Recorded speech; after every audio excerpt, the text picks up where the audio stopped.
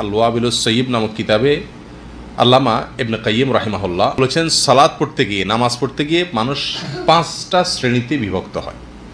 কয় শ্রেণীতে বিভক্ত হয়? 5টা শ্রেণীতে মানুষ বিভক্ত হয়। মানুষ 5 রকম হয়ে যায়, মুসল্লি 5 প্রকার হয়ে যায় নামাজ পড়তে গিয়ে।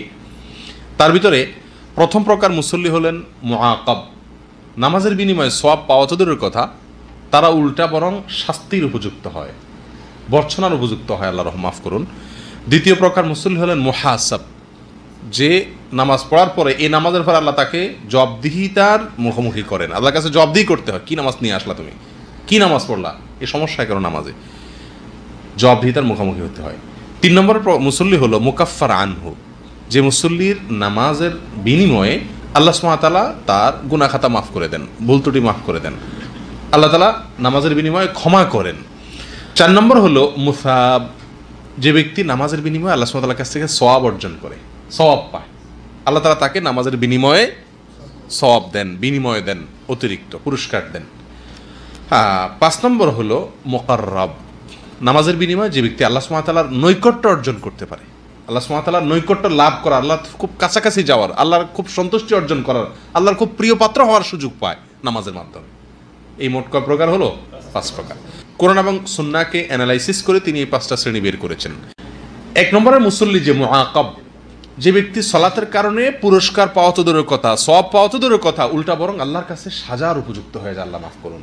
সে মুসল্লিকে, সে মুসল্লি হলো ওই মুসল্লি যে মুসল্লি নামাজ পড়েন কিন্তু তার নামাজের শর্ত, পবিত্রতা ইত্যাদি এগুলোর ব্যাপারে কোনো কি নাই, তার কেয়ার নাই, এগুলোর ব্যাপারে গাফলতি আছে।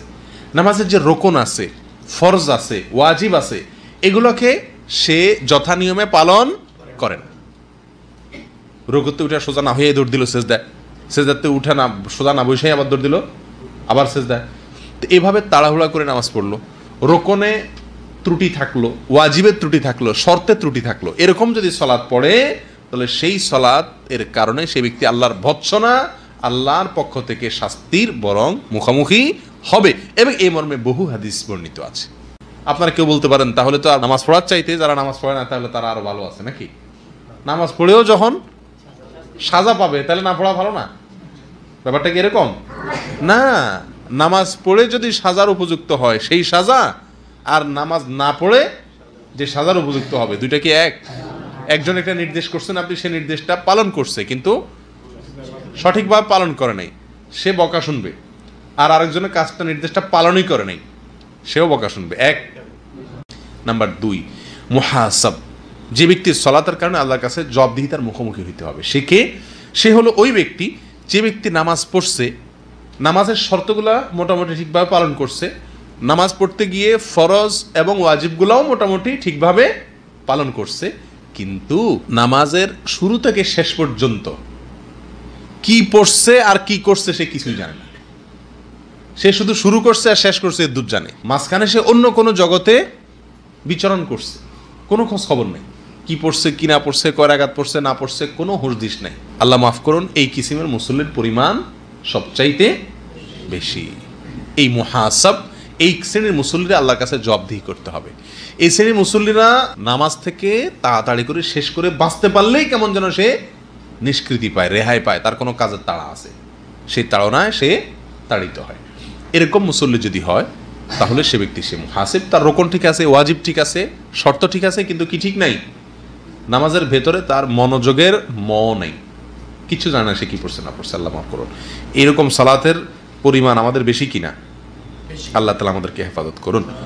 3 নম্বর হলেন মুকাফফার আনহু, ওই মুসল্লি যে মুসল্লি সালাতের মাধ্যমে দায় মুক্ত হবে, আল্লাহ তাআলার কাছ থেকে ক্ষমা পাবে। সে কে? সে হলো ওই সালাতকারী, ওই মুসল্লি যে ব্যক্তির সালাতের শর্ত সে ঠিকমতো পালন করছে, রোকনগুলোও ঠিকমতো পালন করছে, ওয়াজিবগুলোও ঠিকমতো পালন করছে, ধীরস্থিরতাও ছিল, সব কিছু যথানিয়মে করছে, এবং মনোযোগ রাখতে গিয়ে সে শয়তানের সঙ্গে লড়াই করছে। পরিপূর্ণ মনোযোগ তো রাখতে পারে নাই, কিন্তু চেষ্টা করছে।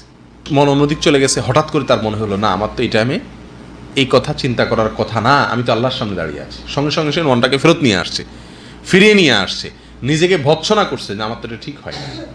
শয়তানের সঙ্গে এবং নফসের সঙ্গে কি করছে? সে লড়াই করছে, এই যে নফসের সঙ্গে শয়তানের সঙ্গে লড়াই করে সালাতের ভিতরে বারবার মনোযোগ ফিরে আনার চেষ্টা করছে, এই জন্য এই ব্যক্তিকে এই সালাতের বিনিময়ে আল্লাহ সুবহানাহু ওয়া তাআলা তার কি করবেন? ক্ষমা করবেন। 4 নম্বর হলো মুসাব। মুসাব হলো ওই মুসল্লি যে মুসল্লির নামাজের শর্ত, রোকন, ওয়াজিব, এমনকি নামাজের মধ্যে মনোযোগও মোটামুটি সে ধরে রাখতে পারছে। 100 সম্ভব না হলেও যতটুকু সম্ভব সাধ্যে সে সবটুকু মনোযোগ ধরে রাখতে পারছে নামাজের মধ্যে, এই ব্যক্তি সওয়াব পাবে নামাজের বিনিময়ে।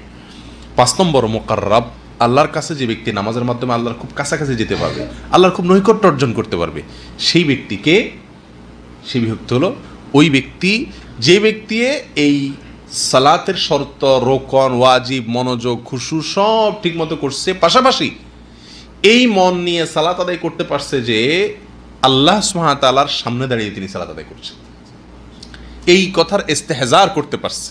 অর্থাৎ আনতা আবুদাল্লাহ কাআন্নাকা তারাহু, ইহসানের যে দরজা সে দরজা সে স্তরে সে চলে যেতে পারছে। অর্থাৎ ইবাদত করছে, নামাজ পড়ছে এমনভাবে কেমন যেন সে আল্লাহ সুবহানাহু ওয়া তাআলাকে দেখছে, দেখলে যেভাবে আল্লাহর সামনে নামাজ পড়তো ওই রকম মন নিয়ে সে নামাজ পড়তে পারছে, ওইরকম ভয় নিয়ে, ওইরকম এহতেরাম ইজ্জত আল্লাহর প্রতি রেখে সে সালাতটা আদায় করতে পারছে। এই লেভেলে যদি সালাত আদায় করতে পারে তাহলে সেই ব্যক্তি হবে মুকাররাব। এই সালাতের মাধ্যমে সে আল্লাহর খুব বেশি নৈকট্য অর্জন করবে, খুব বেশি সন্তুষ্টি অর্জন করতে সক্ষম হবে।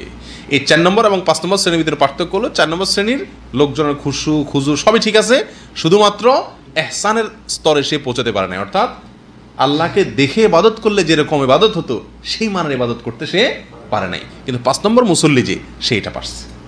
প্রিয় ভাইয়েরা, এই যে 5টা প্রকারের কথা আল্লামা ইবনে কাইয়িম আল জাওযী রাহিমাহুল্লাহ আল ওয়াবিলুস সাইয়্যিব কিতাবে বলেছেন, সেখানে আরেকটু ব্যাখ্যা করেছেন তিনি বিস্তারিত, সংক্ষেপে আমরা শুধুমাত্র পেশ করলাম। এখান থেকে একজন মুসল্লি আমরা প্রত্যেকে যার যার নামাজকে আমরা কোনো একটা শ্রেণীতে ফেলতে পারতেছি না। অতএব আমাদের এখান থেকে যোগ বিয়োগ করে আমাদের নামাজগুলোকে একটু উন্নত করা দরকার কি দরকার না?